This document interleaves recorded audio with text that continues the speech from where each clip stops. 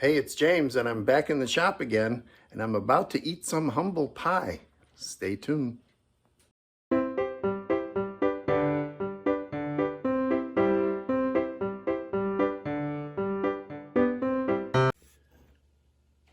In my last video, I showed how I was adding a spoil board to my X-Carve upgrade, and I thought I'd use rabbets in the MDF that I was using so that the bolt would slide into the slot and I could lock down things with just the masonite or the MDF.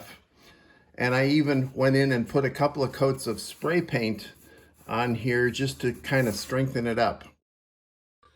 Well, as many of you probably guessed at the time, that didn't work very well. My very first piece, when I used clamps to hold the piece down, the very first time I used it, the piece moved. There was no way I could tighten it tight enough to keep the piece of wood I was trying to carve from moving. So it ended up wasting this. I was trying to cut a keyhole to hang a clock, these clocks that I make, and it just kept pushing the wood, and so it came out in a different place. So it really ruined this piece.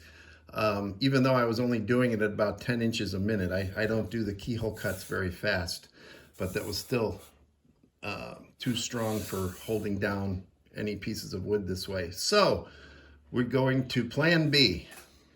And of course, the reason I tried to do it this way is because T-Track is so darn expensive, and I needed 9 of them in excess of 30 inches long, and there was just a whole lot of money.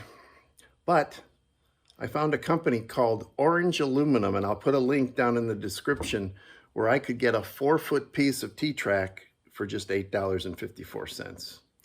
So using the CNC machine, I programmed these T-Track slots to be cut right from the existing MDF that I had previously installed. I used a 1/4-inch end mill, programmed it all, and zipped out these T-Track slots that fit perfectly.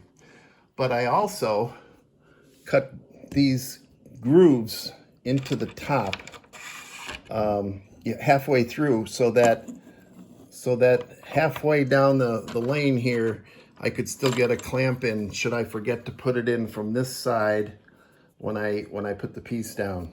So I cut those grooves just to be able to insert clamping bolts. I made this prototype cam clamp. I will be making different sized ones out of a Baltic birch shortly.